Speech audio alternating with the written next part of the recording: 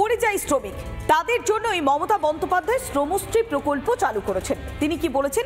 ভিন রাজ্যে নয়, এই রাজ্যে ফিরে আসুন, কিন্তু এই রাজ্যের ছবি দেখাবো। পরিযায়ী শ্রমিক দুবেলা দুমুঠো শুধুমাত্র ভাতের জোগাড় করতে যাদের নিরলস পরিশ্রম করতে হয়, আর তারপরে যদিও একটু পেটের ভাত জোটে, মাথার ছাদ কি হবে? আর তা নিয়ে যত গন্ডগোলের সূত্রপাত।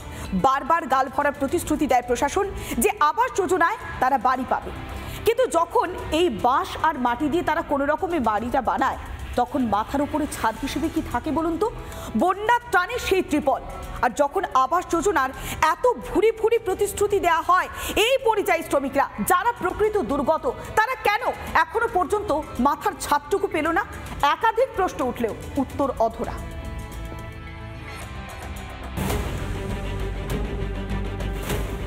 দক্ষিণ 24 পরগনার গোসাবার বাগবাগান সুন্দরবন এলাকার এই গ্রামের বাসিন্দা সুব্রত মণ্ডল পেশায় পরিযায়ী শ্রমিক।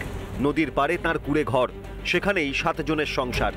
ঘর প্রায় ভগ্ন অবস্থায়, যে কোনো মুহূর্তেই ঘর ভেঙে পরিবারের সদস্যরা দুর্ঘটনার মধ্যে পড়তে পারে। সরকারের কাছে একাধিকবার সাহায্যের জন্য আবেদন করেছে, কিন্তু সরকার তাদের সাহায্যের কোনো হাত বাড়িয়ে দেয়নি। জল পড়ছে, বুথ সভাপতিকে বললাম একটা প্লাস্টিক দিন, তো বলছে অঞ্চলে যেতে হবে, তো আমার যাওয়ার লোক নেই বলে আনতে পারিনি। স্যার আমাদের জায়গা জমি নেই, এইটুকু জায়গা জমি 8-9 কাঠা মতো, তাই নদীর বাঁধে বেরিয়ে যাচ্ছে। অভিযোগ, বারবার আবেদন করেও আবাসের ঘর মেলেনি, দুর্দশাও ঘটেনি। দুর্যোগের মাঝে ঝুঁকি নিয়েই কাটে দিন। যে কোনো প্রাকৃতিক দুর্যোগ বা ঝড় আসলে তারা সরকারের সতর্ক বার্তা পাওয়ার পর তারা যে কোনো ফ্ল্যাট সেন্টার বা স্কুলে তারা পৌঁছে যায়। সতর্ক বার্তা দিয়ে গেলে আমরা স্কুলে চলে যাই। এবার যেহেতু সতর্ক বার্তার পরিমাণ যদি আমাদের কান অবধি না আসে, তাহলে ঝড় বৃষ্টির ভেতরেও এখানে বসে থাকতে হয়। গ্রামের অনেকেই আবাস যোজনায় ঘর পেয়েছেন, কিন্তু এই পরিযায়ী শ্রমিকের পরিবার বঞ্চিত বলে দাবি। বঞ্চনা যেন সহ্য হয়ে গিয়েছে। কারণ সবাই পাচ্ছে, সেটা আমাদেরও পাওয়ার অধিকার আছে, কিন্তু আমরা পাচ্ছি না।